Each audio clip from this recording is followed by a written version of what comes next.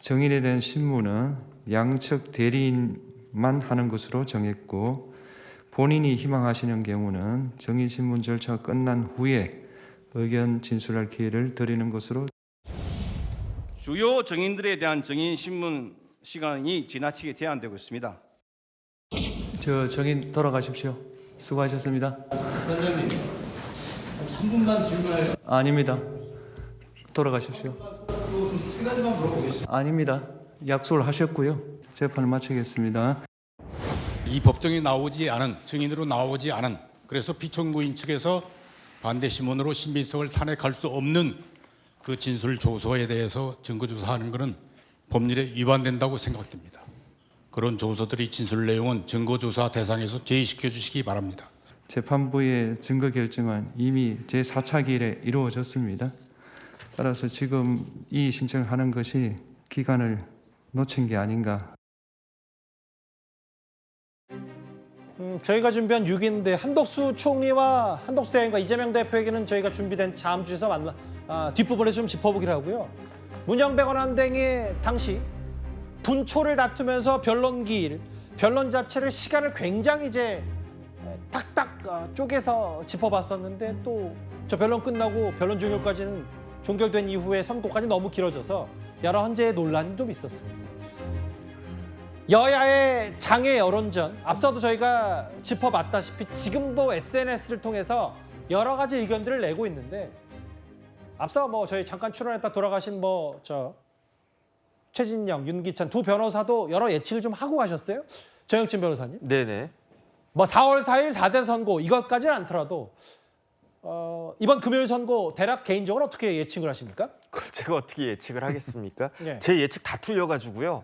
제가 나름대로 상식적으로 생각했다라고 했던 것들이 예. 이재명 대표 위증교사 무죄 나왔잖아요. 공직선거법 항소심도 무죄 나왔잖아요. 예. 그러니까 저는 이제 예측한다는 것 자체가 지금 공포스러울 정도로 그런 생각은 드는데 그래도 하셔야 됩니다. 그럼에도 불구하고 상식적으로 제가 다시 한번 이야기를 해보면 예. 지금 이런저런 여러 가지 그 정황들을 추정해 보면 예. 헌법재판소가 4명은 인용 쪽에 서 있는 것 같고 3명은 기각이나 각하 쪽에 서 있는 것 같다는 그런 생각이 듭니다. 그런데 딱 한 명이 남아 있어요. 그 한 명이 누구냐? 제 개인적으로는 조금 전에 봤던 이제 조만간 헌법재판소장 직무 대행을 할 김영두 재판관이 될 텐데 예. 김영두 재판관이 만약에 지금 구도가 4대 3이라고 한다면 그러면 5대 3보다는 4대 4 쪽에 무게를 실어줄 것 같다. 저는 개인적으로 그런 생각이 들거든요. 예. 왜 그러는가? 만약에 5대 3 기각이 나오면요. 우리 사회는 걷잡을 수 없이 혼란해질 겁니다. 왜냐하면 민주당 입장에서는 봐라 5명이 인용을 갖다가 했는데 그럼에도 불구하고 6명이 안 됐기 때문에 더군다나 마은혁 재판관이 임명이 안 됐기 때문에 그렇기 때문에 윤석열 대통령이 파면이 안 된 것이 아니냐. 이거는 부당한 거 아니냐. 이런 목소리를 높이지 않겠습니까? 그런데 만약에 김영두 재판관이 예. 그 기각 쪽이나 각하 쪽에 서가지고 이게 4대 4가 되면요. 그런 소리가 확 줄어들 수밖에 없지 않겠습니까? 4대 4라고 하면은 만약에 설령 그 마은혁 재판관이 있었다라고 해도 예. 5대 4가 되는 거니까 그렇다라고 하면 어차피 대통령이 다시 돌아오는 것이 그냥 어쩔 수 없는 것이었다라는 식으로 많은 국민들이 받아들일 수밖에 없는 그런 상황이 될 것이기 때문에 그런데 이 정도 되면요. 헌법재판은 더 이상 법리만으로만 판단하는 그런 재판이 아니다라고 하는 것을 우리 국민들이 모두 다 똑똑히 보지 않았겠습니까? 그러니까 대한민국의 최고 판사는 대법관하고 헌법재판관인데 네. 헌법재판관 정도 되면은 더군다나 좀 있으면 최연장자, 그러니까 최선임 헌법재판관 정도 되면 이런 부분들 생각해서 만약에 이제 4대 3 구도가 아니다라고 하면 제 이야기는 다 틀린 게 되겠지만 5대 3 구도. 예. 4대 3 구도가 된다라고 하면 4대 3이요? 그러면은 그 김영두 재판관은 이 기각이나 그 각하 쪽에 설 수밖에 없을 것이다. 저는 그렇게 예측합니다. 그러니까 이제 정 변호사 말씀은 5대 3 교착 상태 일단 떠나서 네네. 지금 이른바 김영두 재판관이 중도 보수 성향으로 분류돼서 본인이 어떤 기각인지 인용인지 각하인지 어디 쓸지를 정확히 안 정해놨는데 4대 3 팽팽한데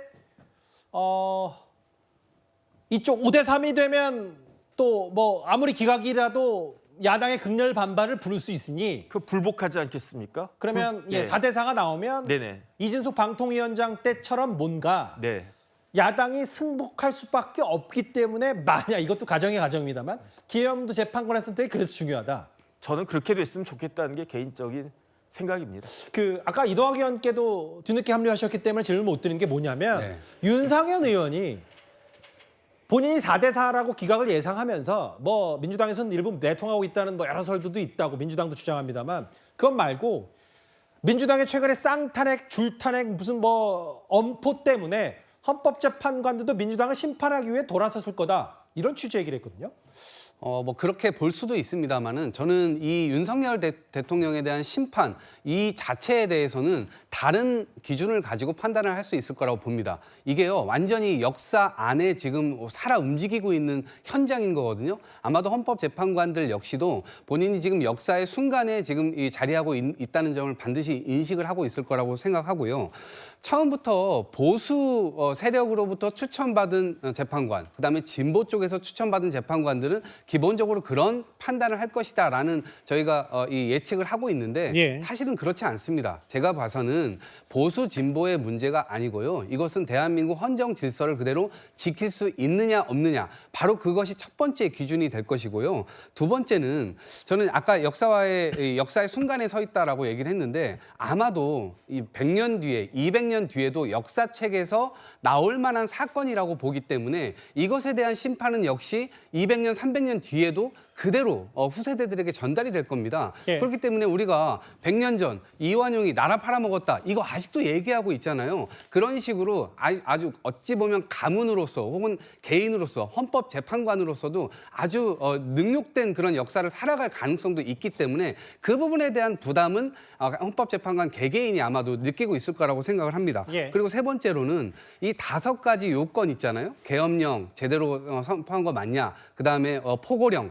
그다음에 국회 침탈, 선관위 침탈, 그다음에 요인 체포조 운용했던 것과 관련해서도요. 이것을 전 빠져나갈 수 있는 어떤 법리가 없을 것 같습니다. 너무나 명확하고 이 정교하게 이런 것들이 딱딱 들어맞게 이 답이 나와 있는 상황이기 때문에 이것을 비껴 나가 가지고 윤석열 대통령이 이 탄핵에 이르지 못할 정도다라고 판단을 내린다면 예. 그것은 아마도 법 스스로를 완전히 헌법을 스스로가 위배하는 것이 아닐까라는 생각 때문에 예. 아마도 저는 8대 0 이렇게 예측을 합니다.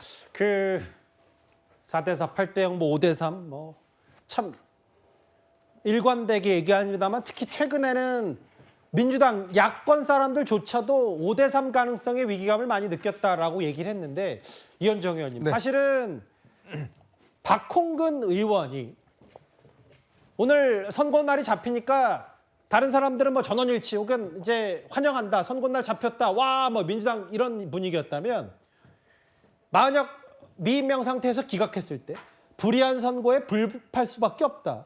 불복운동. 뭐 이런 표현을 써서 이게 꽤 논란거리였어요.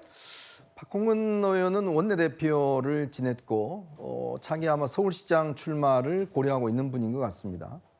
얼마 전 정치권 원로들이 모여서 여야의 또 윤 대통령의 헌법재판소가 어떤 결정을 내렸는지 승복하겠다는 입장을 밝혀달라 이런 요구를 한 바 있습니다.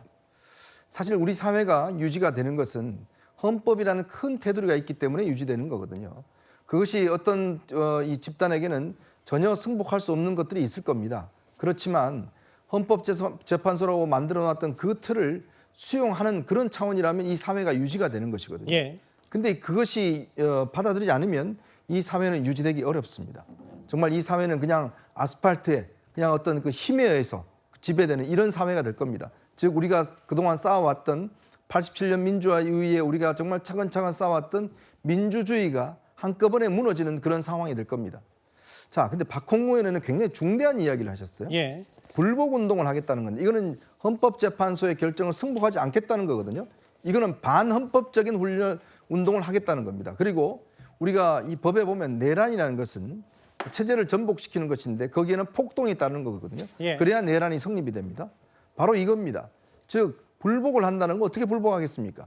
결국은 거리에 나와서 시위를 하고 공권력에 대해서 대항하겠다 이런 의미 아니겠어요? 예.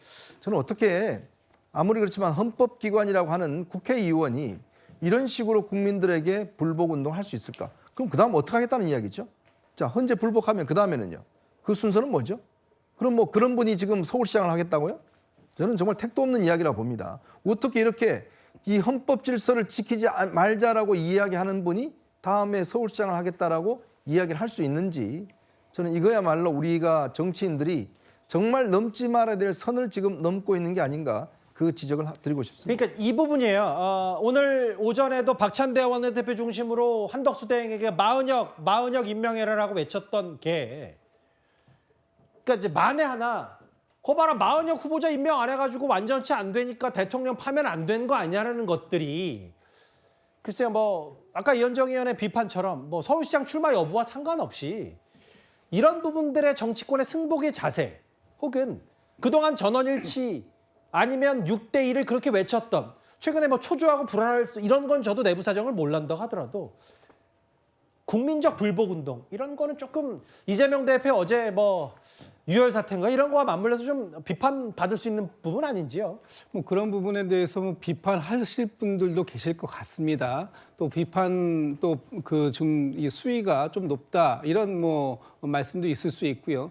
다만 지금 박홍근 의원이 하고자 했던 얘기의 좀 내용을 좀 한번 좀 살펴볼 필요가 있을 것 같습니다. 지금 마은혁 재판관 후보자에 대해서 지난 12월 말에 국회에서 정상적인 과정을 거쳐서 통과가 되었고, 그것이 한덕수 권한대행, 최상목 권한대행을 거쳐서 지금까지 한 뭐 넉 달 가까이 임명이 안 되고 있는 것 아니겠습니까? 그러면 이 상황을 헌법재판소는 뭐라고 설명을 했느냐? 헌법재판소에서는 마은혁 재판관 후보를 선택적으로 임명하지 않은 이 부작위, 이 상황에 대해서 위헌이다, 이렇게 2번이나 확인을 했습니다. 그렇다면 이러한 위헌 상황을 해소시키려고 하는 노력 없이 지금의 헌법재판소 8인 체제로 만약에 이 선고를 했는데, 거기에서 아까 말씀 나왔던 것처럼 5대3, 그래서 마치 3분의 반대가 5분의 인용에 찬성하는 분도 계셨음에도 불구하고 오히려 6명의 인용 정족수를 미달하는 상황이 왔다면 이 책임은 과연 누구에게 있는 것인가? 이것이 과연 이 헌법에 반하는 것은 아니었는가라는 부분을 전제로 하고, 그렇다면 이 지금의 이 위헌 상황 속에서 이루어진 헌법재판소의 판결이 과연 국민들에게 납득 가능하겠느냐, 수용 가능하겠느냐 하는 부분을 지적했다, 이렇게 이해하는 것이 바른 이해가 아닐까 싶습니다. 윤상현 의원 말고도 주진 의원도 오늘 선거날이 잡히자마자 기각 각하 전망을 했죠. 그 목소리 한번 다시 들어보겠습니다. 4월 4일에 선고가 된다는 얘기는 사실상 헌법재판소가 끌 수 있는 최대한의 시간을 끈 겁니다. 저는 기각이나 각하 가능성이 높다고 생각하는 것이 기본 토론 과정에서 그게 좀 드러나게 돼 있거든요. 그러니까 절차적 위반을 계속 세게 지적하는 재판관들이 있으면 탄핵을 찬성하는 재판관들 입장에서는 저 사람 반대하려는가 보다, 이렇게 생각을 하는 것이고, 그렇기 때문에 헌법재판관들이 굉장히 그동안 빨리 선고를 하려다가 미룬 이유가, 저는 아무리 생각해도 뭔가 반대 의견이 강하게 표출됐기 때문이라는 생각이 듭니다. 민주당에 대해서 헌법재판소가 어떻게 보면 상대적인 심판을 하는 것이죠. 거기에 대한 민주당은 심판하는 것은 아니지만 거기에 대한 반작용으로 저는 탄핵 재판이 기각 또는 각하될 것이라고 생각합니다. 정혁진 변호사님, 앞서 뭐 김영두 재판관의 캐스팅보트 혹은 뭐 여러 가지 고민을, 물론 뭐 본인은 요즘 예상이 다 틀렸다고 하시지만 말씀하셨다면, 주진 의원 얘기는 헌법재판관들이 최고의 판사들답게 물론 여러 가지 법리적 검토를 거쳤지만 지금 시국과 전국의 불균형, 작용 반작용, 여론을 의식하지 않을 수 없다는 주 의원 주장, 이건 어떻게 받아들이세요? 그것도 그건데 그냥 순수하게 법리적으로만 따지면요, 제 개인적인 생각은 여전히 각하가 나와야 됩니다. 이게 제 개인적인 이야기가 아니고 허영 교수님도 각하가 맞다라고 이야기를 했고요. 그다음에 우리나라 최고 헌법학자 중에 한 명이 누구냐? 황도수 교수님인데, 황도수 교수님 실무적으로 헌법연구관 15년 넘게 하지 않았습니까? 그분도 뭐라고 말씀하셨냐면, 각하가 맞기는 맞겠는데 그런데 각하가 되면 어떤 일이 있을 수 있는가? 일사부재리 원칙이 적용되지가 않아요. 헌법재판소법 39조에 따르면은 일사부재리 해가지고 한 번 한 일을 다시 또 심판할 수 없다 이렇게 되어 있는데 각하는 형식적으로만 판단한 거기 때문에 다시 또 이게 될 수 있단 말이죠. 예. 그러니까 그런 여지가 있으니까 황도순 교수님 같은 경우에는 그러니까 조금 기각으로 간 게 맞겠다 이런 이야기를 했거든요. 그 이유는 뭐냐면은 계엄의 절차적 하자가 있었다고 하더라도 파면할 정도의 중대성은 없었다. 그렇기 때문에 실질적으로 중요한 것은 내란죄 성립 여부인데 그런데 민주당에서 내란죄 실질적으로 빼지 않았습니까? 그러니까 각하되어야 하는데 만약에 내란죄를 계속 둔다고 하더라도 내란죄의 핵심은 뭐냐? 국헌문란 아니겠습니까? 그런데 대통령이 비상계엄권이 있는데 그 권한 행사했다고 해가지고 이게 국헌문란이 되겠느냐? 예. 안 된다는 이야기예요. 그렇기 때문에 국헌문란이 되려고 한다라고 하면 실질적으로 국회를 봉쇄하려고 했었느냐? 그다음에 진짜로 정치인들을 체포하려고 했었느냐? 이런 부분들이 잘 확인이 됐었어야 됐는데 그런데 헌법재판소가 심리를 딱 11번 하면서 증인도 부실하고 증거조사도 부실하고 심지어 선관위 서버 감정 신청을 윤석열 대통령 측에서 3번이나 요청했는데 다 기각했단 말이죠. 예. 이런 상태에서 어떻게 인용의 심증을 형성할 수 있겠는가. 그러니까 황도수 교수님 생각은 각하가 안 된다고 하더라도 기각이 될 수밖에 없다. 이런 논리 아니었겠습니까? 그러니까 이런 것들을 종합해 봤을 때 법리적으로 꼼꼼하게 정확하게 따지면은 진짜로 주진우 의원 이야기처럼 기각이나 각하가 될 수밖에 없는 것이다. 저도 그렇게 생각합니다.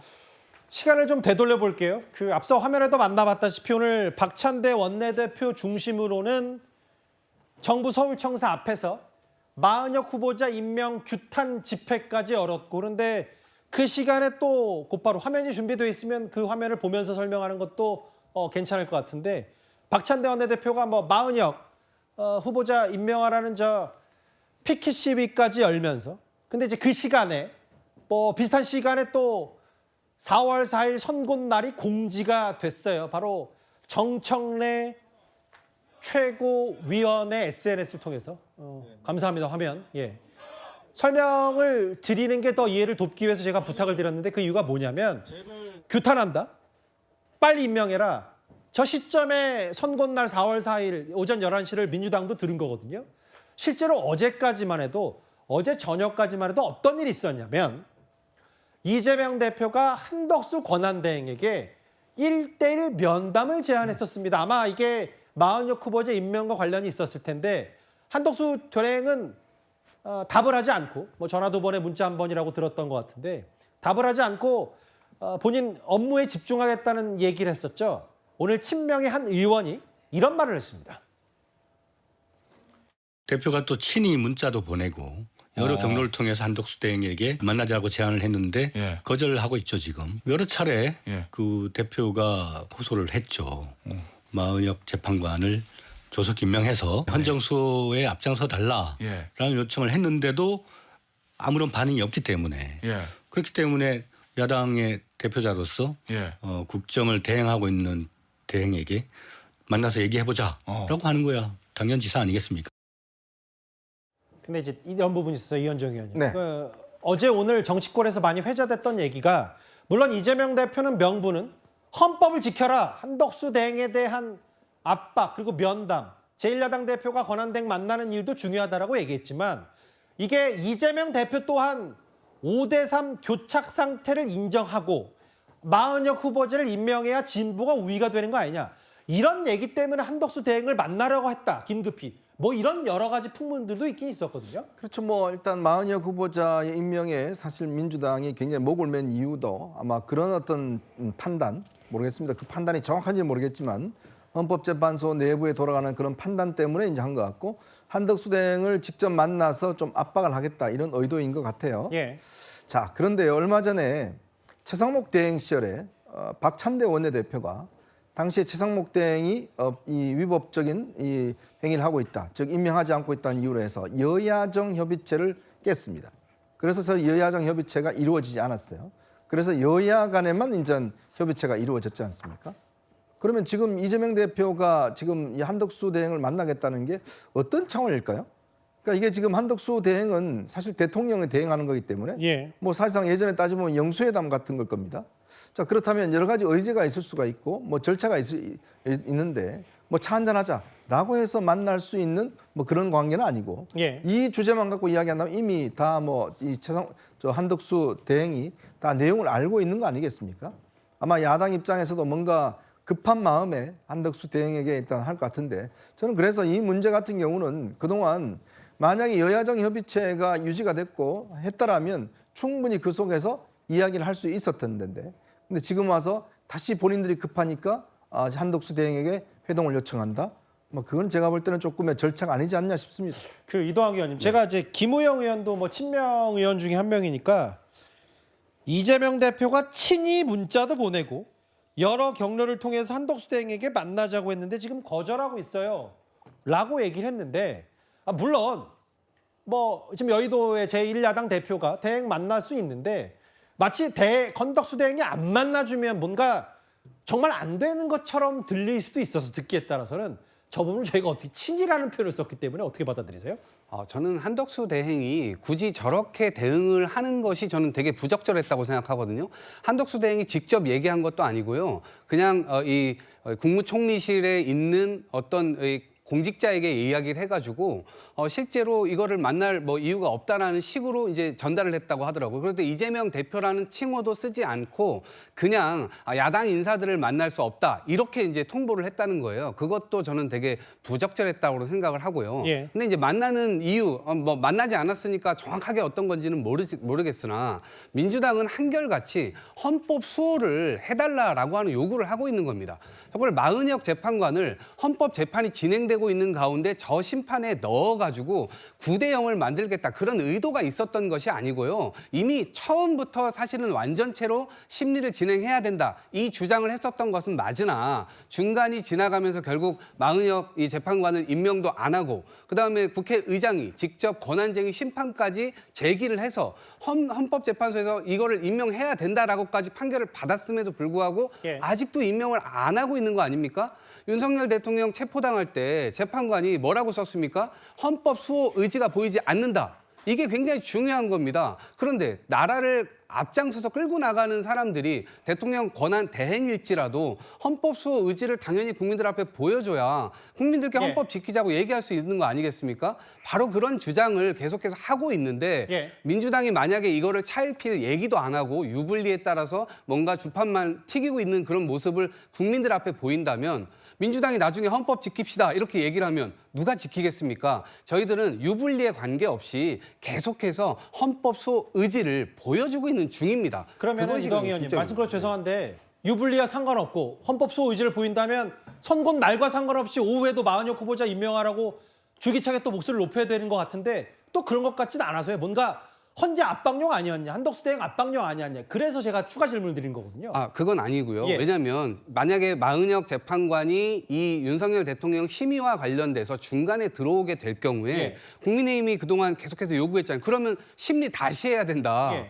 정말 그런 것처럼 예. 뭔가 정말 난장판이 될 수 있었기 때문에 민주당 일각에서도 그런 주장을 한 사람들도 있지만 예. 저와 같은 사람들은 중간에 들어온다 하더라도 심리에 끼는 것은 그것은 좀 문제가 있어 보인다. 그리고 헌법재판소 이 전례를 봐도 알겠습니다. 중간에 예. 들어온 경우는 그 심리에 끼지 않은 경우들도 있었기 때문에 예. 그래서 헌법 질서를 수호하자라고 하는 측면에 그 원칙을 계속 강조하고 있는 것입니다. 그러니까 변론에 끼고 안 끼고 뭐 진도 따라가고 안 따라가고는 헌재의 판단이기 때문에 그건 저도 잘 모르겠는데 그렇습니다. 제 말은 헌법 수호가 제일 중요한 명분이라면 선거 날과 상관없이 마은혁 후보자 임명하라고 더 목소리를 높여야 되는데 뭔가 선거 날이 정해지니까 또 약간 슬그머니 그 얘기가 좀 줄어드는 것 같다는 생각이 들어서 질문을 드린 거고요. 또 하나 있었습니다. 선거 날이 정해지기 전까지만 해도 민주당은 쌍탄핵, 줄탄핵 이런 분위기가 있었습니다. 보다 심도 있는 논의를 통해 부작용을 최소화하는 대안을 찾을 필요가 있다고 판단되어 고심을 거듭한 끝에 국회에 제의를 요구하고자 합니다. 기업의 다양한 의사결정 과정에서 예상치 못한 혼란이 일어날 우려가 있습니다. 세계적인 지정학적인 그런 차원에서의 큰 우리에게 도전을 했고 경제적으로 또 미국의 그런 관세 정책이라든지 이런 것들 때문에 우리가 이제까지 해와도 글로벌 서플라이 체인에 엄청난 충격과 도전이 다가오고 있다고 저는 생각합니다. 이제는 우리 정부와 기업이 정말 같이 손을 잡고 한 마음으로 뛰어나갈 때가 이제 왔다. 저번 주는 중국 일주일 가는 거 괜찮아요. 예. 사실 오늘부터 우리 일본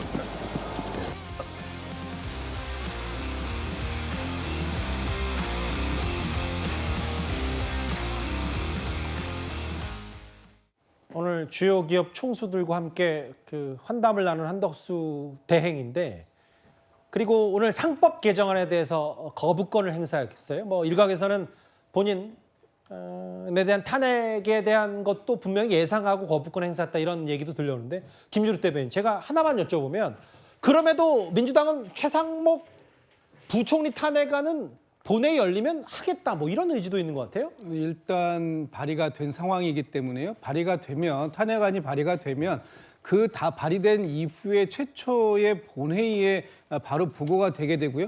보고가 되게 된 이후에 24시간 이후 72시간 이내에 표결 절차를 거치게 되어 있습니다. 그렇다면 내일하고 모레 지금 이틀 동안 본회의가 예고되어 있는 상황인데요. 내일 오후에 본회의가 개의되자마자 아마 탄핵안이 보고가 될 것 같습니다. 그러게 되면 3일 날, 목요일 날부터는 24시간이 지나기 때문에 언제든지 표결 절차에 들어갈 수 있는 지금 환경은 만들어져 있는 상황인데, 예. 이 상황들이 발생됐다고 해서 지금 바로 즉시적인 행동으로 옮길 것인가, 아니면 지금의 이 상황들을 하루하루 보면서 표결에 들어갈 것인가 하는 부분에 대해서는 계속해서 의총 과정이나 본회의 진행 과정이나 이런 과정들을 통해서 확인하고 전략적인 판단을 할 것이다, 이렇게 판단이 됩니다. 그 전략적 판단이라는 것도 뭔가 그 여러 가지 해석들이 있어서 마치 뭐가 선고가 나고 뭐가 되면 또 민주당도 이런 부분에 대해서 전략적 후퇴, 이런 정치적 논박도 있으니까요. 관련해서 만나봤습니다. 저희가 특집 뉴스탑 10 시작부터 거의 지금까지 4월 4일 11시로 결정이 된 선고 날, 사실상 헌재도 결론을 내놓고 이제 선고를 기다리는 것 같다는 저희 취재 결과 속보까지 하나하나 만나봤는데요.